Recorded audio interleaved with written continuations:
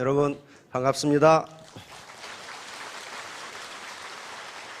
오늘은 참 많은 분들이 오신 것 같습니다. 애터미는 성공할 수 있는 객관적 조건은 다 갖추고 있습니다. 다시 말하면 누구나 성공할 수 있도록 되어 있어요. 그런데 아무나 성공하는 건 아니에요. 분명히 사다리가 놓여 있는데 그 사다리를 힘들여서 올라간 사람만 성공할 수 있어요. 결코 세상에 공짜는 없습니다. 땀 흘린 것만큼 얻어요. 따라서 제가 저도 애터미에 들어와서 여러분처럼 강의를 들었고 제가 강의를 한 것만 한 200번 했는데요. 한 번도 같은 제목으로 강의한 적은 없습니다. 그러나 한 가지 키포인트가 있어요. 뭐냐면 태도예요. 태도. 다시 말하면 성공할 수 있는 객관적 조건은 되어 있는데 태도, 마음가짐이 자기가 성공할 것이냐 못할 것이냐를 결정한다고 해요. 애티튜드. 그래서 미국의 성공한 현자들은 attitude is everything이라고까지 이야기한다고 해요. 태도가 전부이다. 마음가짐이 전부이다. 그러니까 자기가 성공하겠다는 마음가짐, 결심, 그리고 인내, 포기하지 않는 그런 마음이 없으면요 절대로 성공 못합니다. 왜? 돈 버는 게 쉬운 일이 아니에요. 따라서 돈 버는 것이 쉬운 일이 아닌데 돈을 벌었는데 욕을 먹는다. 그렇다면 그 돈 뭐하러 벌어요? 힘들어. 우리말에 개처럼 벌어서 정승처럼 쓴다고 그러는데 개처럼 벌면 개 취급당하지 정승 취급 안 해줘요. 이렇게 힘드는 돈을 정승처럼 벌어야 될 거 아니에요. 그래서 정승처럼 돈 버는 얘기를 태도에 대해서 지금 하려고 그래요. 자, 오늘 제가 말씀드리려고 하는 것은 전심치지. 오로지 할 전자, 마음 심자, 이를 지자, 뜻 지자니까 마음을 집중하고 뜻을 한 군데 모은다. 다시 말하면 몰입한다. 올인한다. 몰입한다. 이렇게 똑같은 사람이라도 똑같은 걸 들어도 몰입하지 않으면 알 수 없고 몰입하지 않으면 이해하는데 시간이 걸린다. 그 얘기입니다. 애터미 사업도 마찬가지로 이해하고 성공하는데 몰입하지 않으면 절대로 할 수 없습니다. 그건 되지가 않아요. 우선 현자들의 명언, 다시 말하면 이 세상에 지금까지 존재했던 현자들이 머리가 좋아야 성공한다는 말은 한마디도 없어요. 전부 훌륭한 인간의 특징은 불행하고 힘겨운 환경 속에서도 포기하지 않고 끝까지 참아내는 데 있다. 이게 감성지능이에요. 감성지능. 끝까지 참아내는 데 있다. 전부 그렇습니다. 여기 아인슈타인 같은 천재도 뭐라고 했냐 하면은 모든 사람은 천재다. 하지만 물고기가 나무를 얼마나 잘 타고 오르는지로 물고기의 능력을 판단한다면 그 물고기는 자기가 바보라고 생각하면서 일상을 살 것이다. 다시 말하면 지금까지 무슨 하는 일마다 실패를 하셨다면 내가 바보여서 그렇게 한 게 아니고 그 일이 내 적성에 맞지 않았을 수도 있다. 그런 말이에요. 물고기는 물에서는 천재지만은 물고기 보고 나무 올라가는 거 나무 못 올라가니까 너는 바보야 이렇게 할 수가 없다. 아인슈타인의 이야기입니다. 네, 다른 사람도 다 마찬가지예요. 기둥이 약하면 집이 흔들리듯 의지가 약하면 생활도 흔들린다. 의지가 뭡니까? 감성지능이에요. 참아내는 거, patience 또는 persistence. 끝까지 참아내는 거, 요게 감성지능입니다. 자, 천재라는 것은 참을성을 갖춘 위대한 소질에 불과하다. 프랑스의 철학자입니다. 모든 현자들이 천재는 누구냐 하는 것을 끝까지 참아내는 자다. 이 토마스 에디슨도 늘 그런 얘기를 했어요. 그렇다면 애터미의 성공도 never give up. 절대로 포기하지 않고 끝까지 참아내는 분이 성공한다. 참을성이 없는 분은 성공 못한다는 겁니다. 자, 전심체지입니다. 요 말은 사서삼경 중에 사서에 해당하는 맹자에 있는 말입니다. 맹자가 한 말입니다. 요 무슨 말이냐 하면은 맹자는 전국시대에 천하의 전쟁을 안 하고 어떻게 하면 왕도 정치, 오늘날 인덕정치를 펼까하고 왕들을 설득하는 그런 일을 했어요. 제 나라의 제 선왕이라는 사람을 설득을 하는데 설득이 안 돼요. 설득이 안 돼. 왜냐하면은 그래서 이 말을 한 겁니다.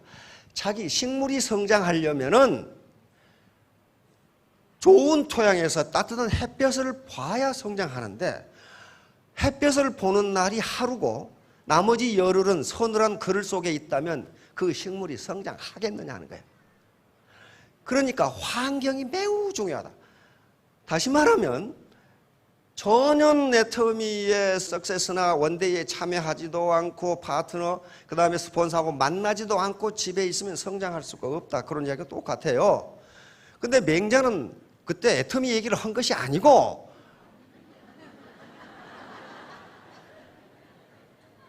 바둑 두는 얘기를 했어요. 바둑. 그 당시 바둑의 명인이 혁추라고 하는 사람인데, 혁은 바둑 혁자고 이름이 추자입니다. 바둑의 명인 그 말이에요. 그 사람한테 바둑을 배운다 하더라도 두 사람이 바둑을 배우는데 한 사람은 정신이 어디가 있냐면은 이 바둑 배우고 나서 가서 사냥해야지 요 생각하고 있고, 한 사람은 열심히 바둑을 배운다면 똑같은 시간에 똑같은 바둑을 배우더라도 누가 바둑을 잘 두겠느냐 그런 말이 있어요.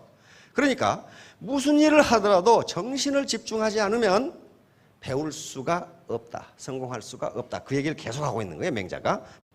자, 여기가 제나라입니다. 지금 산동반도 여기가 제나라고 제남 그런 데가 있죠.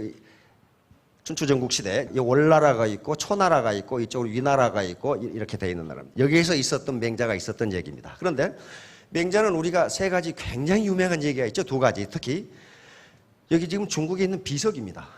여기 뭐라고 되어 있어요? 맹모 삼천. 맹자가 어렸을 때 3살 때 아버지가 돌아가셨어요. 그래서 맹자 어머니 혼자 맹자를 길렀는데 아들이 하나밖에 없습니다. 그런데 이 어머니는 아들 교육에 아주 굉장한 정말 전심치지를 했어요. 그런데 맨 처음에 이사 가서 산 곳이 어디였습니까? 공동묘지 주변이었죠. 그랬더니 맨날 보고 배우는 게 꼬맹이가 장사 지낸 일만 하니까 아, 여기는 내가 아들을 키울 때가 아니다 해서 다음에 또 이사를 갔는데 그 주변에 상가가 있었단 말이에요. 상가가 있으니까 맨날 장사하는 것만 하니까 여기도 내가 아들을 키울 곳이 아니다. 그래서 결국 학교 주변으로 갔더니 공부를 하면서 열심히 예를 닦고 하는 걸 배우더라. 여기가 내가 아들을 키울 곳이다 한 게 맹자가 3번 집을 옮겼다는 거예요. 이건 뭘 의미합니까? 환경이 굉장히 중요하다. 많은 학자들이 도대체 그 사람의 인격과 성품에 영향을 미치는 요소가 유전일까 환경일까를 많이 연구합니다. 근데 누구를 대상으로 연구하겠어요? 가장 연구하기 좋은 게 쌍둥이에요. 쌍둥이. 이란성 쌍생아가 있고 일란성이 있죠. 근데 우연히 일란성인데 어떻게 어렸을 때 헤어져 가지고 자라는 환경이 다른 애들을 조사해 보면 그 성품이나 그 건강 상태를 보면 유전이 결정하는가 환경이 결정하는가 나오죠. 그런데 거의 80%가 환경이 결정한단 말이에요. 환경이. 그러니까 맹모 삼천주기라는 게 아무리 자기가 열심히 해도 그 회사의 시스템이 성공할 수 있는 환경이 아니면 못해요. 어렵습니다. IMF 때 망하고 싶어 망한 사람 어디 있어요? 외부 환경, 국가라고 하는 국가 경제 시스템이 무너지면요, 아무리 저기 열심히 해도 무너지게 돼 있어요. 환경. 다음 두 번째 있는 비석은 뭐냐면은요, 오른쪽에 요겁니다. 맹모 단기라는 거예요. 습유기라는 책에 나와 있고 여러 가지 책에 나와 있는데, 맹자가 어려서 제나라로 공부를 하러 갔어요. 공부를 하러 갔는데 어린애예요, 어린애. 이게 지금 9살 때라고 지금 추정을 하는데 엄마가 보고 싶어서 공부가 안 끝났는데 집에 와버렸어. 이게 지금 그 모습이에요. 그 모습을 지금 그려놓은 거예요. 와버렸어. 그러니까 맹자 어머니가 물었어요. 너 공부가 다 끝났느냐? 그러니까 아니요, 집에 오고 싶어 왔습니다. 그러니까 짜고 있던 펜을 잘라버린 거예요. 이걸 맹모 단기라고 합니다. 다시 말하면 네가 중도에 공부를 그만두는 것은 내가 짜고 있는 펜을 잘라버린 것과 같다. 이거 어디다 쓸 거냐? 깜짝 놀래가지고 가서 대성이 됩니다. 다시 말하면 중도에 포기하는 자는 어떻다? 성공할 수 없다.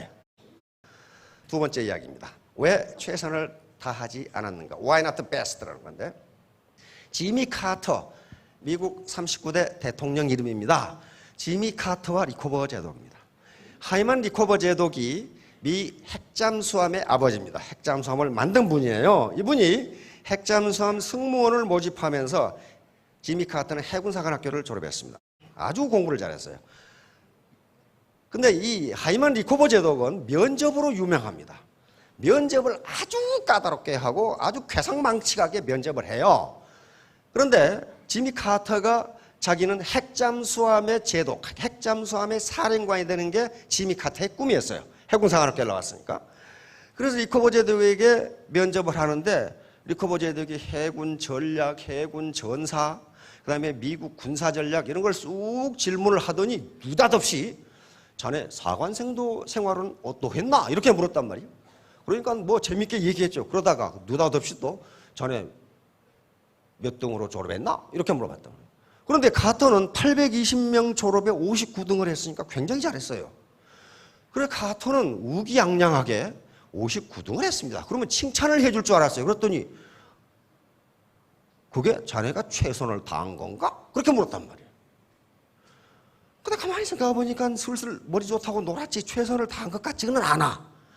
그래서 우물쭈물하니까 이 하이먼 리커버 제독이 질책을 한 거예요. Why not the best? 왜 최선을 다하지 않았냐? 그러니까 리커버 제독은 네가 공부를 잘했느냐를 묻는 게 아니에요. 네가 사관생도로서 최선을 다했느냐 그걸 물어본 거예요. 그리고 질책은 왜 최선을 다하지 않았느냐? 이 말이 카터 대통령의 일생을 결정합니다.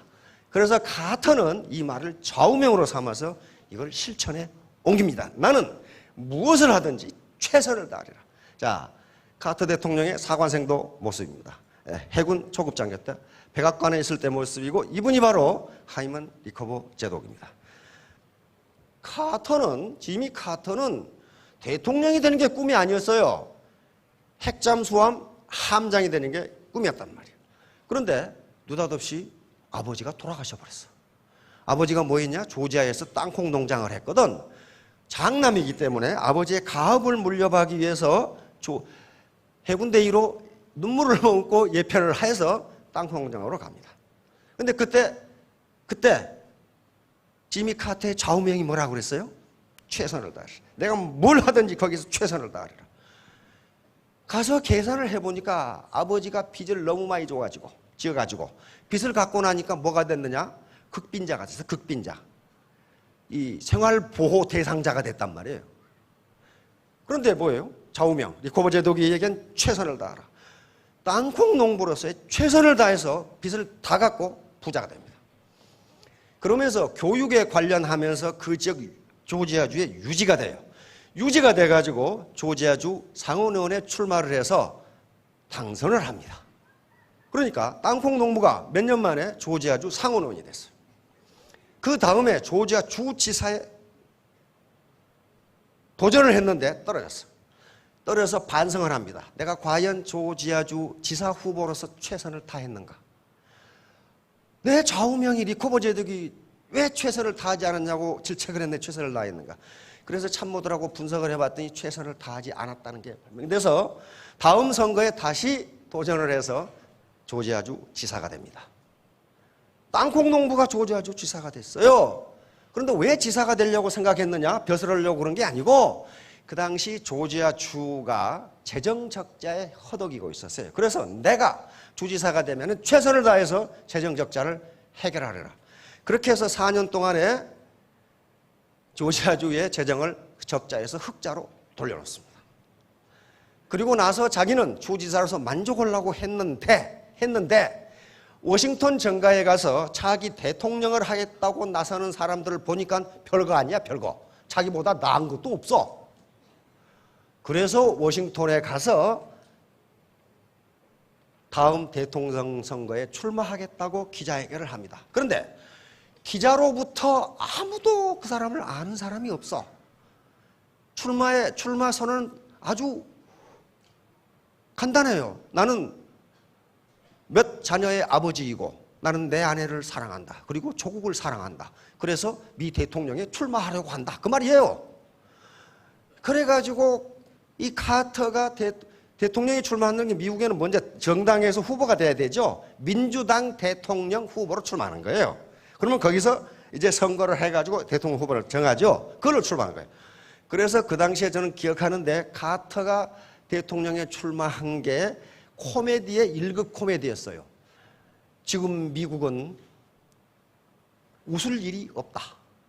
왜냐하면 그때 소련이 아프가니스탄 침공하고 미국 대사관이 인질로 잡히고 난리 법석에 그 뒤에 일어나죠. 그 전에도 포드 있죠. 포드 대통령 때 아주 많이 당했거든. 그런데 웃을 일이 없는데 카터라는 자가 나타나서 우리를 포복절도하게 하고 있다. 이렇게 된 거예요. 그런데 카터는 뭘 생각했어요? 최선을 다하면 된다. 예비 선거가 있는데 맨 처음 선거 여기서 이기면 어떻게 됩니까? 언론의 주목을 받아. 그걸 노린 거예요. 그래서 오하이오주 어디서 합니까? 뉴햄프셔 거기서 예비 선거에서 1등을 해버려.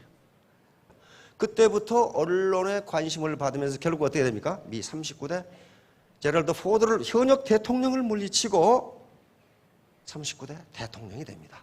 어떻게? 최선을 다했다. 최선을 다했다.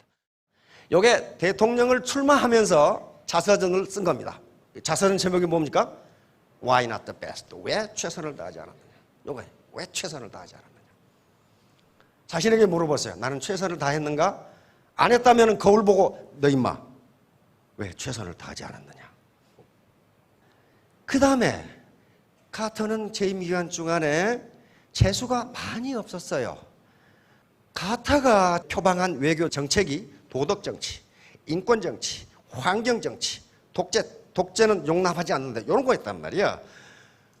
그러다가 79년 말에 석유파 제2차 석유파동나 이란에서 호메이 정권이 들어서서 미 이란 대사관의 인질 사태가 벌어져 이 문제를 해결 못해 이렇게 엉망진창이 되면서 결국은 카터는 재선에 실패합니다. 누구한테 지냐 하면은 레이건한테 져요. 로널드 레이건 대통령 알죠? 캘리포니아 배우 집니다. 공화당한테 져요. 강한 미국을 표방하고 나선 레이건 대통령한테 집니다. 그러면 카터의 일생은 거기서 끝난 게 아니었어요.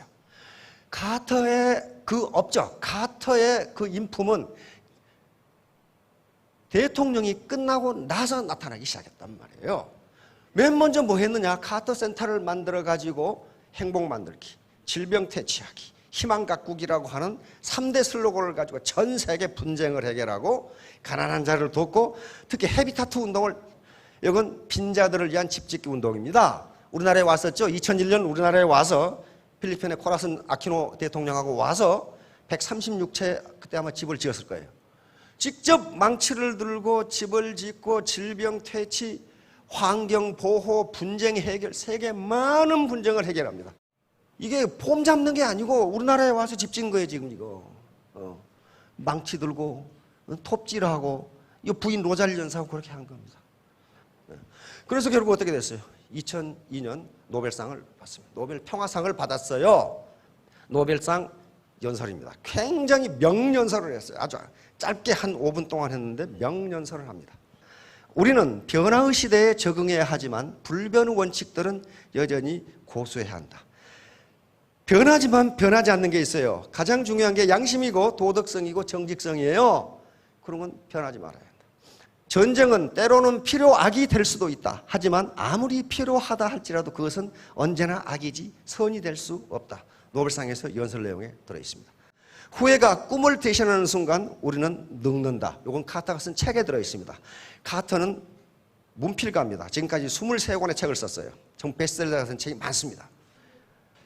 그 다음에 우리가 하고자 하는 것을 할 수 있다. 그리고 때로는 우리가 생각했던 것보다 훨씬 더 훌륭하게 할 수 있다.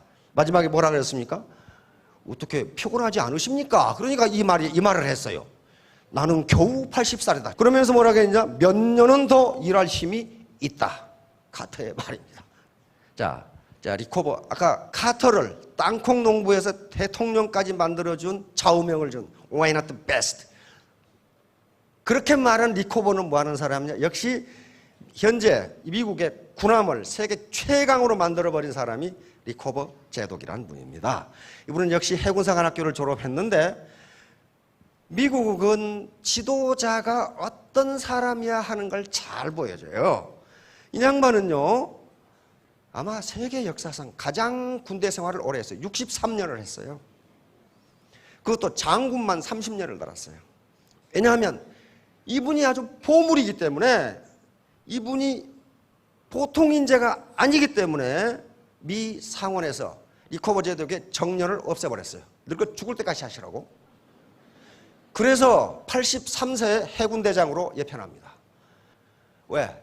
몽땅 미 해군을 최강으로 만들어 놓고 83세 해군대장으로 예표를 하신 분이에요. 그러니까 바로 지도자가 해야 할 일이 왜 법을 안 지켜? 정년해야지. 그게 아니고 이분이 없으면 안 된다. 이분은 해군사관학교를 나갔지만은 콜롬비아 대학에서 전기공학을 전공을 했고 또 핵물리학을 전공했습니다. 2차 대전 때 맨하탄 계획, 다시 말하면 미 원자탄을 만드는 데 관여를 했고, 예, 과학자거든. 민간 원자력 발전소를 최초로 만들어낸 사람이에요. 그러니까 미국으로 봐서는 뭐예요 이게? 이게 보물덩어리야, 보물덩어리. 이분은 돌아가실 때까지 일을 하시는 게 좋아. 그렇죠? 그러니까 사실은 정년을 없앴지만은 늙어 죽을 때까지 일해라. 그 말 아니에요 지금. 83세에 해군대장으로 예표를 해서 86세에 돌아가셔가지고 미 버지니아주 알링턴 국립묘지에 지금 잠들어 계십니다. 이분이에요. 이분이 지금 리커버지 타임지 카버스트로 나왔는데 누굽니까? 케네디하고 아주 점잖게 얘기를 하고 계시죠. 이 국가 보물이니까. 이거 뭐예요? 린든 B 존슨 대통령 아니에요 이거? 그 케네디 다음이에요. 그 다음 닉슨 대통령, 닉슨 대통령. 이건 포드, 닉슨 다 있죠. 그 다음에 이거 카터. 그러니까 미국의 역대 대통령들이 아주 보물로 생각한 분이에요. 이분은 예편을 안 시켰어요. 움직일 수 있을 때까지 하시라. 우리도 그런 분이 있으면 좋겠죠. 이분은 그러니까 사람을 뽑을 때 아주 완벽주의자예요. 특히 면접은 유명합니다. 이 사람 면접에 걸려들면 거짓말을 했다가는 다 나갔더라죠. 항상 면접을 할 때는 앉는 의자, 면접자가 앉는 의자를 앞다리를 작게 만들어. 그래가지고 햇빛을 마주보게 만드는. 이렇게 면접을 해요. 그렇게 하면 어떻게 하겠어요? 요놈이 이 불편한 상황을 어떻게 극복하는 걸 지금 보려고 하는 거예요. 왜? 핵잠수함을 지금 해야 되잖아 지금. 그 다음에 한 장교한테 린질문, 자네가 지금 칠몸 직전에 군함에 타고 있는데 승무원이 5명이다. 근데 그 5명을 건질 수 있는 유일한 방법을 알고 있는 사람이 자네다. 그러면 자네는 이 5명이 서로 탈출하려고 할 텐데 이 5명을 설득할 수 있느냐? 그러면 설득한다고 그랬어요? 못 한다고 그랬어요? 한다고 그랬지. 한다고 그러니까 장정 5명이 들어와. 설득해봐. 그러니까 이분은 뭐예요? 지가 한다 못한다 장담을 듣는 게 아니라 실제로 너 그 능력이 있느냐예요. 있느냐. 그 다음에 한 장교가 들은 거 또 물어. 자네하고 청소부를, 자네 해군 장교하고 청소부를 해고시켜야 되는데 누굴 해고시킬까? 그러니까 이 해군 장교는 잘못 읽어서 리커버 제독을 겸손함을 테스트한 줄 알고 청소부를 놔두고 해군 장교를 해고시켜야죠. 그러니까 고함을 지릅니다. 틀렸어! 이놈아! 자네는 금방 예편하면 청소부가 될 수 있지만 청소부는 해군 장교가 될 수 없어. 그러니 청소부를 해고시켜야지. 틀렸죠. 이 사람은 지금 리커버 제독은 핵잠수함을 운영하는 사람이요. 그러니까 청소부는 없어도 되지만 해군 장교가 없으면 안 되잖아요. 그걸 따지는 거예요 지금. 그 다음에 이 노틸러스 나중에 세계 최초의 핵잠수함인데 함장 지원을 하는데 윌리엄 로버트 앤더슨 중장한테 물었어요. 자네 취미가 뭔가? 그러니까 독서입니다. 그러니까 그러면 지난 2년간 자네가 읽었던 책 제목과 작가를 대봐. 말로만 해가지고 큰일 난. 갑자기 물으니까 어때요? 앤더슨 중령이 머리가 허해가지고 아무 말도 못했어. 그러니까 불합격. 불합격. 그렇게 됐는데 집에 가서 생각해 보니까 생각이 나서 적어가지고 보냈더니 거짓말을 안 했구만 하고 제2대 노틸러스 핵잠수함 함장이 됩니다. 그래서 이 노틸러스 호는 세계 최초의 핵잠수함인데 누가 만든 거냐? 바로 하이만 리커버 제독이 만든 거예요. 이때 이것이 얼음 밑으로 북극점에 도달한 거예요. 이건 엄청납니다. 엄청난 거예요. 이것은 미국이 군사적 소련이 인공위성을 57년에 날리는데 그걸 카바하고도 남았어요. 소련은 그렇게 할 기술이 없어. 얼음 밑으로 어떻게 북극점을 지나가는 거예요. 그렇다면 미국이 이 기술을 가져버리니까 전 세계의 핵잠수함에 즉 군사력에 우위를 점해버립니다. 미국은 밑으로 몰래 갈 수 있는데 소련은 못 간단 말이에요. 그 일을 앤더슨 중령이 해냅니다. 하이먼 리커버하고. 이 노틸러스라는 말은 앵무조개라는 말입니다. 해저 이말리라는 소설 아시죠? 거기에 나오는 잠수함 이름이에요. 노틸러스 요거고, 이게 해저 이말리고 초대 함장 윌킨슨 중장이고, 다음 리코버 제독의 명언을 한번 보도록 하겠습니다. 영감은, 즉 굿아이디어는 저절로 떠오르는 것이 아니다. 용기와 인내를 갖고 연습할 때만 찾아온다. 다시 말하면 인내. 계속 인내를 가지고 해보라. 성공은 우리에게 아무도 가르쳐주지 못한다. 오직 실패만이 우리를 가르쳐준다. 자, 이런 현자들의 말을 들어보면은 용기와 인내입니다. 용기와 인내. 보겐지압 장군. 이분은 최근에 10월 4일 날 돌아가셨다는 뉴스가 떠서 여기에 전번에 한번 제가 살짝 언급한 바 있는데 다시 한번 말씀드립니다. 요분이 계시기에 베트남은 행복했습니다. 아까 리코버 제독은 83세로 해군대장에서 예편하셨는데, 이분은 102세에 육군대장으로 돌아가셨습니다. 현역 육군대장으로. 다시 말하면 이분도 베트남에서 정년을 없애버렸어요. 왜냐하면 세계 3대 강국하고 싸워서 이긴 분이에요. 그러면 이분을 소개하는 이유는 사업을 이렇게 하시라는 거예요. 강자를 이길 수 있는 방법이 있다는 거예요. 이분은 베트남이 강자가 아니에요. 그런데 프랑스를 경멸시켰지, 미국을 이겼지, 중국을 이겼어요. 3대 강자를 다 이겼어요. 그때 전투를 지휘한 사람이 누구냐? 전쟁을 보겐지압이에요. 보겐지압 장군이란 말이에요. 자, 4가지 전략 원칙 보세요. 약자가 강자를 어떻게 이기는지. 작은 것으로 큰 것을 이긴다. 이건 손자병법에 나오는 얘기들 그대로. 보겐지압이 그랬어요. 손자병법을 다 읽었고 옛날 중국 병법을 다 공부했다. 그리고 서양 병법, 현대 병법도 다 공부했다. 그렇게 이야기하고 있습니다. 적음으로 많음을 이긴다. 그 다음에 질로서 양을 이긴다. 약으로 강을 이긴다. 이건 육도삼약에 나오는 얘기입니다. 유능제강 또는 양능제강이라는 말이 있습니다. 약자가 능히 강자를 제압할 수 있다는 얘기예요. 그러니까 이렇게 이걸 실천하기 위해서 삼불전략. 적이 원하는 시간에 싸우지 않는다. 적이 원하는 장소에서 싸우지 않는다. 적이 원하는 방법으로 싸우지 않는다. 그러니 항상 어때요? 기습을 하는 거죠. 그리고 전혀 엉뚱한 전쟁을 치른단 말이에요. 이게 약자가 살아남는 방법이에요. 자, 이분이에요. 자, 102세답죠? 102세 현역 육군대장입니다. 이분은 세계의 전쟁에서 다 이깁니다. 그리고 이분의 베트남인들이 데모할 때 중국이 지금 여러 섬들을 서사군도 남사군도 스프레트리 군도죠. 여기를 자기 땅이라고 할 때 데모할 때 바로 내거는 게 지압정신입니다. 지압 스피리트. 지압정신이 뭐냐 하면은 결정결승이에요. 전쟁을 결심하면, 싸우기를 결심하면 반드시 이긴다. 사업을 결심했으면 반드시 성공한다. 결정결승이에요. 이기면 좋고 뭐 지면 그만이고, 그러면 반드시 져요. 반드시 져. 자, 이 프랑스 베트남 전쟁인데 스토리는 이렇습니다. 원래 인도 차이나는요 프랑스 식민지였어요. 그런데 2차 대전이 터지면서 프랑스가 독일에 밀리니까 식민지를 경영할 능력이 없으니까 누가 잡섰어요? 여기 일본 분들 안 계시면 일본이 잡섰어요, 그걸. 일본이 드셨어. 그런데 왜 그렇게 했냐면, 그런데 프랑스인들이 식민지를 통치하면서 가혹하게 착취를 했습니다. 노동력 착취와 자원 착취를 했어요. 근데 일본이 들어가서 더 가혹하게 착취를 합니다. 왜냐하면 일본이 들어간 이유가 그거였기 때문에 동남아시아에서 자원을 채취하기 위해서 거기에 들어갔거든요. 왜냐하면 지금 진주만 공격을 하기 위해서 그랬어요. 그래서 보겐지압은 젊었을 때에 하노이 대학을 나왔는데, 보겐지압은 법학사이고 정치학생, 인텔입니다. 보겐지압은 젊었을 때 정글에서 베트민, 북베트남 해방전선을 만듭니다. 만들어서 일본군하고 싸워요. 그래서 일본군이 태평양 전쟁에서 망하자 1945년 물러갑니다. 물러가니까 이제서 살아난 프랑스가 다시 베트남을 점령을 합니다. 이때부터 이제 전쟁이 시작됩니다. 그래서 프랑스는, 근데 보겐지압의 전략은 뭐냐 하면은 적을 경멸하는 게 아니고 적의 전투의지를 꺾어버리는 거예요. 전투의지를 꺾어버려.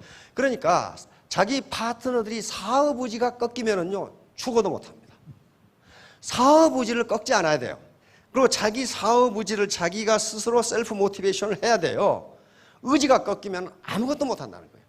그러니까 아무리 강한 군대도 전투 우지를 꺾어버리면 복겐지압의 전략입니다. 약자예요. 복겐지압은 약자예요. 약자니까 적의 전투 우지를 꺾어버렸죠.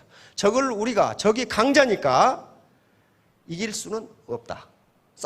맞싸워서 이길 수는 없으니 어떤 방법으로든 적의 전투 우지를 꺾어버리면 된다. 그렇게 생각한 거예요.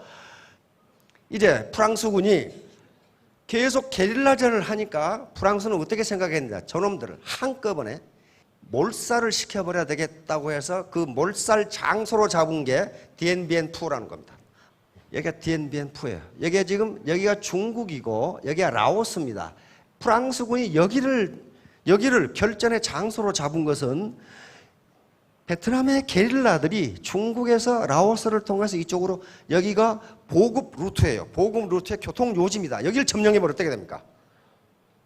보급이 안 되니까 베트남의 게릴라들은 아사해버려요. 그러니까 틀림없이 베트남 군들이 여기를 공격할 것이다. 그때 우리는 요새화 시켜가지고 경멸을 시켜버리면 전쟁이 승리한다.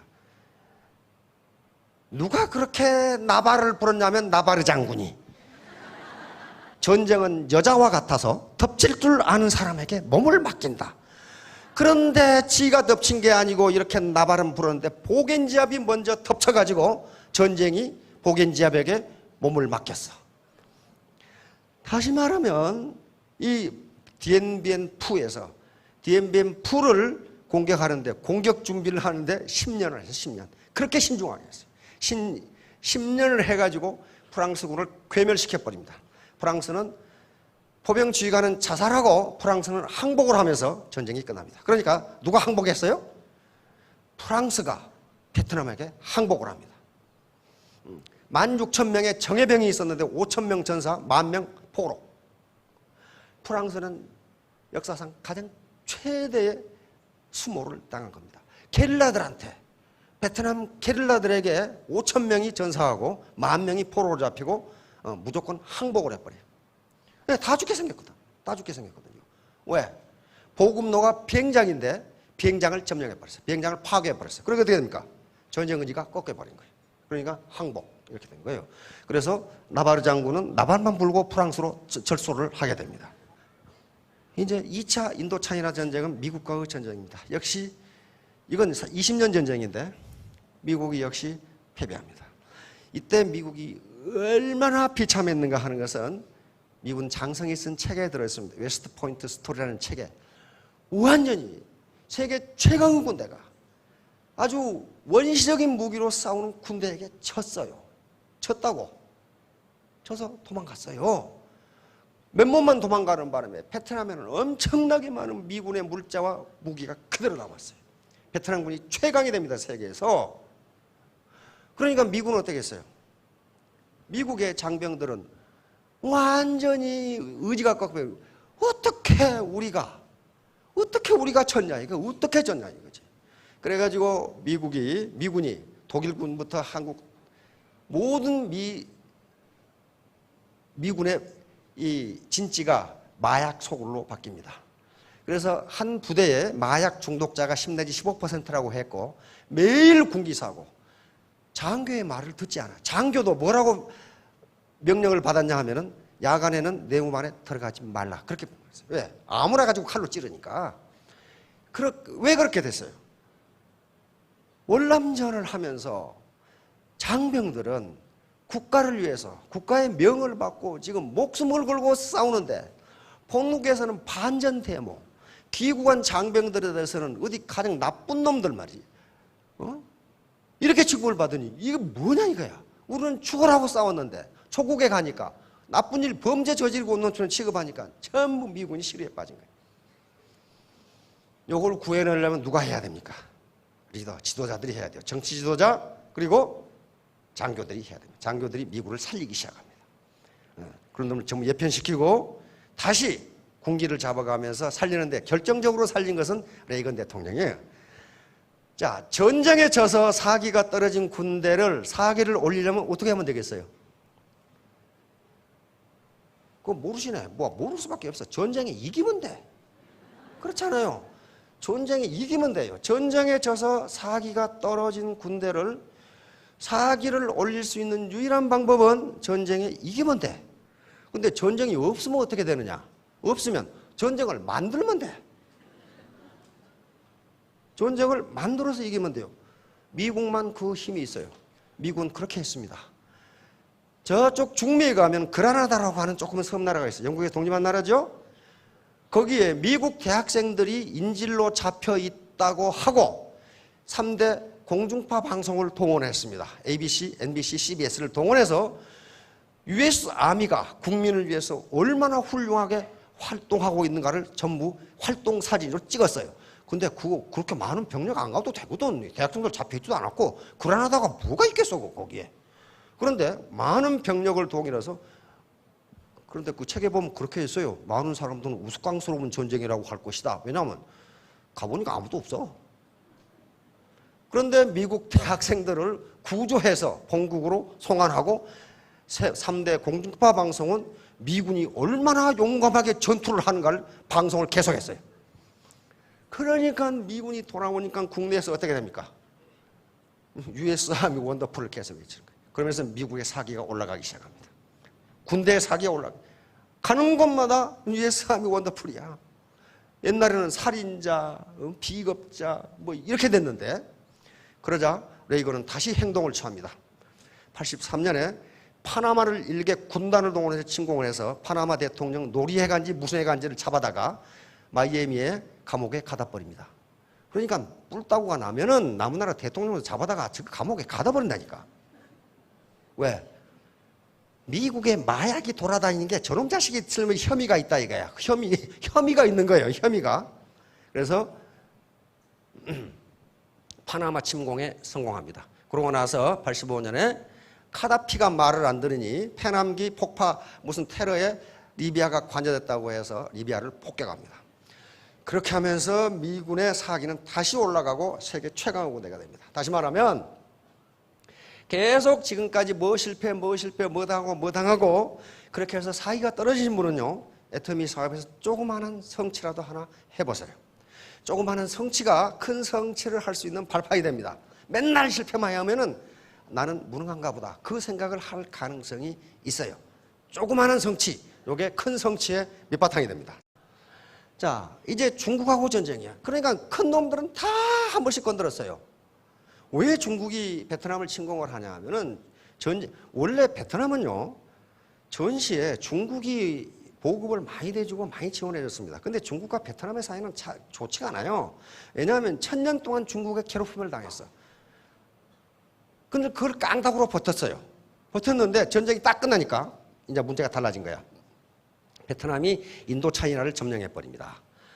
그런데 크메르 루즈라고 들어보실 겁니다. 킬링필드라는 영화가 있었죠. 크메르 루즈가 친중국 정책을 취하면서 베트남하고 사이가 안 좋아. 그래서 베트남 정규군이 크메르를 점령해버리고 크메르 루즈를 쫓아내버리고 거기에 친베트남 정권을 세우고 거기에 있는 중국 화교들을 전부 추방해버립니다.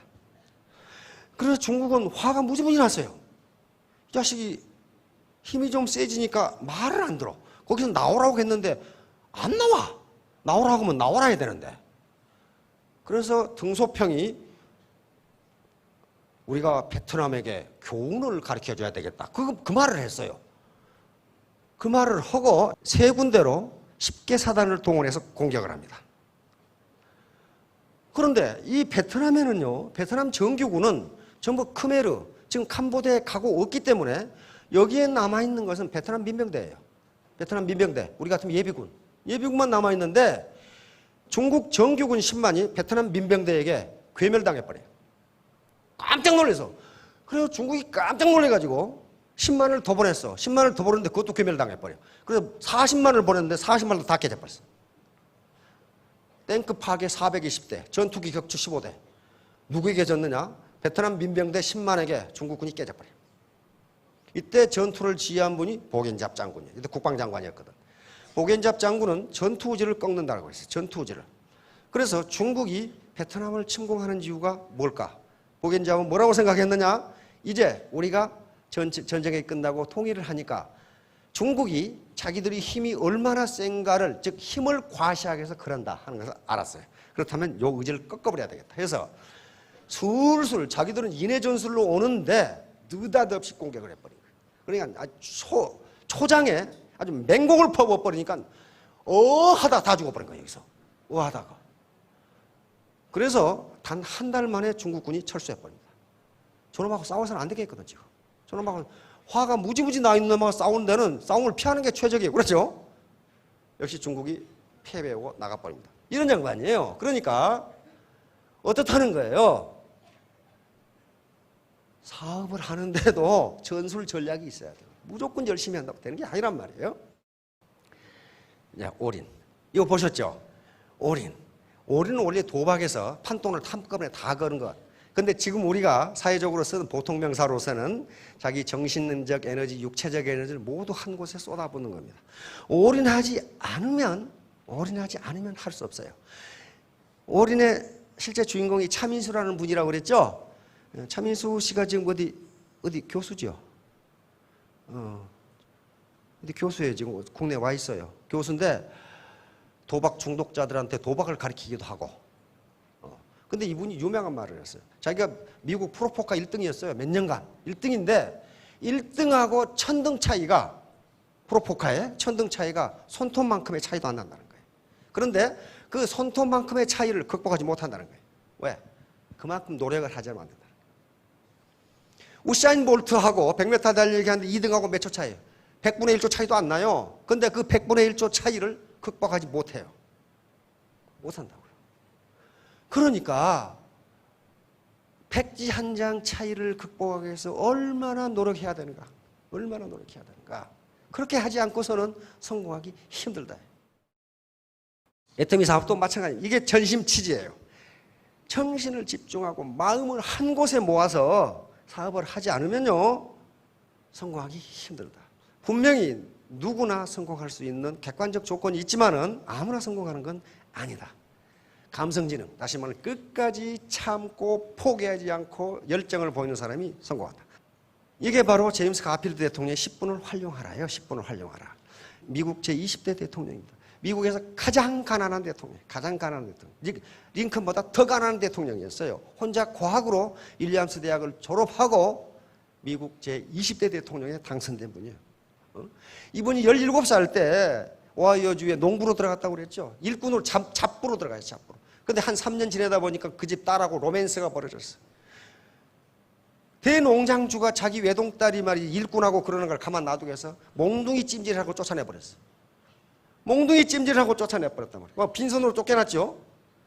35년 뒤에 창고가 낡아가지고 헐다가 이 자식이 싸운 보따리를 풀어보고 거기에 책에 써있는 이놈의 실명을 보고 깜짝 놀랐어요. 제임스 아브라함 가필드라고 딱 써놨는데 자기가 몽둥이 찜질해서 쫓아낸 이 사나이가 지금 현재 미 합중국 대통령이야. 사람을 외모로 판단하지 말라 해요. 집에 뛰어가서 사진을 보니까 그놈이 틀림없어. 그러니까 대통령을 몽둥이 찜질해서 쫓아내버린 거예요. 이놈이. 자, 이분이 10분을 활용하라고 계속 이야기한 거예요. 다시 말하면 공부를 무지무지 해놨어요. 윌리엄스 대학은 세계 최고의 리버럴 아츠 대학입니다. 하버드하고 맞먹는데요. 여기를 졸업해서 공부를 무지무지 잘하는 다른 과목은 전부 1등인데 수학만 자기가 1등을 못해. 수학만. 그래, 그 원인을 모르겠어. 암만 열심히 해도 수학 1등을 못해. 그런데 기숙사에 생활하는데 어느 날 우연히 보니까 1등한 친구의 기숙사의 불이 자기보다 10분 늦게 꺼져. 그놈이 10분 더 공부했던 거예요. 그 이튿날 보니까 또 그래. 자기보다 10분 더 공부해. 그래서 그 다음부터는 둘이 경쟁을 한 거야. 네가 불 끄면 나도 10분에 끈다. 결국 가필드 대통령이 수학에 1등을 합니다. 그러니까 그러면서 그랬어요. 10분이 당신을 성공으로 이끈다는 거예요. 피곤하더라도 10분간 참고 견디세요. 자, 현자들의 명언. 자신이 할 일보다 조금 더 하라. 그러면 당신의 미래는 저절로 풀릴 것이다. 앤드류 카네기. 초등학교도 졸업하지 못한 철거왕. 빌 게이츠에 맞먹는 부자. 조금만 더 하면 10분만 더 하면 성공할 걸. 연속극 보고 싶어가지고 못하면 안 된다는 거예요. 모든 위대한 예술가들과 사상가들은 위대한 노동자들이다. 해밍웨이도 똑같은 소리. 해밍웨이. 이건 니체가 한 얘기. 철학 니체가. 그러니까 열심히 육체적 노동, 즉 힘들여 일하지 않고는 천재도 천재성을 발휘할 수 없다. 이제 몰입입니다. 띄워보시죠. 몰입. 바로 몰입입니다. 애들 장난감 가지고 열심히 놀고 있으면 엄마가 아무리 얘기해도 아무 소리 안 들려요. 이게 몰입이에요. 어떤 하나의 일에 정신적, 육체적 에너지를 쏟아붓는 거예요.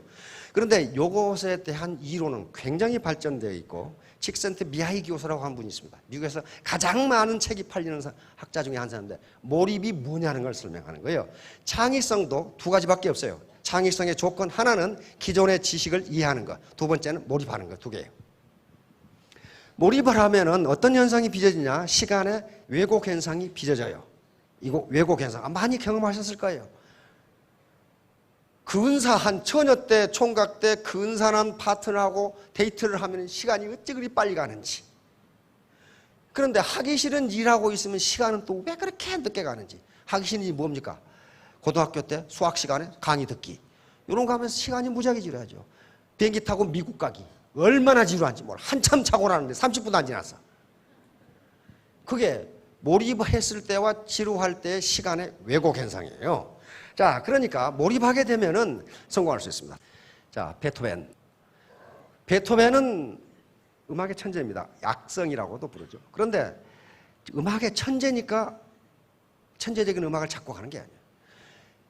이 양반이 여러 개의 예화가 있는데 몰입을 어떻게 했는가 하는 예화가 있는데 식당에 가자마자 악상이 떠올라가지고 식탁을 놓고 연주를 하는 거예요. 연주를 하니까 이 식당 아줌마가 밥을 줘야 되겠는데 손가락으로 이러고 있으니까 밥을 줄 수가 없어. 끝나면 줘야지 했는데 1시간 내내 이러고 있어요. 1시간 내내 이러고 있어요. 그게 몰입이에요. 그래서 악성이 된 겁니다. 베토벤이 2층에 사는데 빈에 가면은 짤스부르크 아주 빈에 가면은 베토벤이 산 집이 80군데라고 그래. 맨날 이사만 다니니까. 집이 없으니까. 2층에서 아래층에 주인이 살고 2층에 베토벤이 세대로 사는데 아래층으로 물이 계속 떨어지는 거예요. 주인이 암만 고함을 질러도 그 서양의 집은요 우리처럼 그 콘크리트가 아닙니다. 판자로 돼 있어가지고 낡으면 계속 물이 떨어지게 돼 있어요. 고작 위에다 카펫 하나 깔아놨으니까 고함을 질러도 소리가 없으니까 가봤어. 문을 벌컥 열고 들어갔더니 양동이에다가 물을 펴놓고 계속 피아노를 치는데 손가락이 아프면 여기 집어넣고 이걸 치고 이러고 있는 거예요. 그리고 누가 문을 열고 들어왔는지도 몰라. 그래서 베토벤이 된 거예요. 그 몰입, 천재는, 그래서 베토벤이 한 말입니다. 천재는 노력의 결과라는 게 노력의 결과. 자, 결론입니다. 오설상제. 요건 춘추전국, 이 전국시대에 있었던 이야기입니다. 장의에 대한 이야기인데, 소진과 장의, 합종책과 연영책이라는 게 있습니다. 여기 춘추전국 칠웅이라는 나라인데, 한 사람은 이렇게 연합해서 진 나라에 대항하자. 이게 합종책입니다. 여기 소진이라는 사람이고, 아니다. 장의는 1대1로 결합해가지고 평화를 누리자. 연행책인데, 연행책을 주장한 장의에 대한 이야기입니다. 장의가 바로 소진하고 같은 귀곡자라는 선생님 밑에 같이 배운 동문수학은 동기생이에요. 근데 소진은 출세했는데 장의는 늦게 출세했어요. 근데 이 초나라 재상, 소양이라는 사람 집에 가서 문객, 다시 말하면 식객으로 있었는데 하루는 소양이라는 장군이 큰 공공을 세워가지고 임금한테 아주 값비싼 구슬옥을 받았어요. 벽이라고 하는 건데. 연목가에서 잔치를 베풀었어. 이 축하 잔치를. 그래서 많은 각국의 고관 대작들이 왔단 말이에요. 그러니까 고관 대작들이 그 아름다운 옥을 한번 보여달라. 복을 딱 보고, 옥을 보고 감탄을 했어요. 근데 연못에서 큰 물고기가 뛰는 바람에 옥을 보고 있던 눈들이 전부 그쪽을 보았는데 옥이 없어져 버렸어. 어떤 놈이 가져가 버렸어. 그 순간에. 가만히 보니까 그 중에 가장 형색이 초라하고 가난한 놈이 장이라는 놈이야. 네가 가져갔지. 그래가지고 곤장을 수백 대를 쳤어. 근데 안 가져갔거든. 안 가져갔어.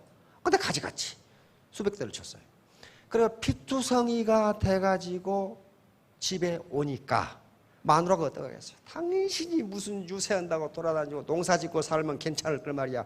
죽어 터져가지고 그 모양 그 꼴이야. 그러면 장이가 마누라한테 하는 말이 내 혀가 지금 붙어있냐 이거야. 그러니까 오설상제, 내 혓바닥이 아직은 붙어있다. 그런 말이에요. 붙어있습니다. 그러니까 그러면 됐다. 그러면 됐다. 지금 장인은 논리적인 설득으로 제후들을, 임금들을 설득하는 것이지 발로 설득하는 게 아니란 말이에요. 혀만 살아있으면 나는 성공한다. 결국 성공합니다. 해가지고 성공해서 장인은 이 7개 국가의 재상을 겸합니다. 그러니까 한 나라의 재상이 아니고 7개 국가의 재상을 겸해. 그래서 어떻게 했겠어요? 초나라 이 재상 소양한테 말합니다. 당신은 언젠가 나한테 죽을 것이다. 초나라를 멸망시켜버렸어요.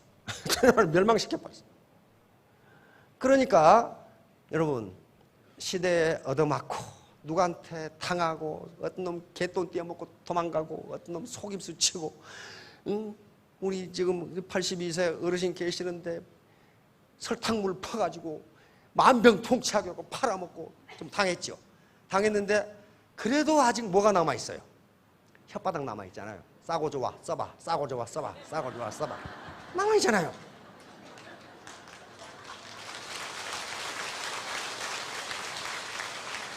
오설상제 내 혓바닥은 아직도 남아있다. 아직도 남아있다. 다리로 장사하는 것도 아니고 팔로 장사하는 것도 아니에요. 얼굴로 장사하는 것도 아니고 뭘로 합니까? 혓바닥으로 한다. 혓바닥만. 혓바닥만 놀릴 수 있으면 애터미 사업은 성공할 수 있다. 왜냐하면 제품, 절대제품, 절대가격 그리고 시스템 자체가 돈을 벌게 돼 있기 때문에 혓바닥만 열심히 놀리고 다니면 돼. 열심히 놀리고 다니면 성공할 수 있다. 자, 3년 뒤에 1,000댁 5만 댁이 되시기 바랍니다. 감사합니다.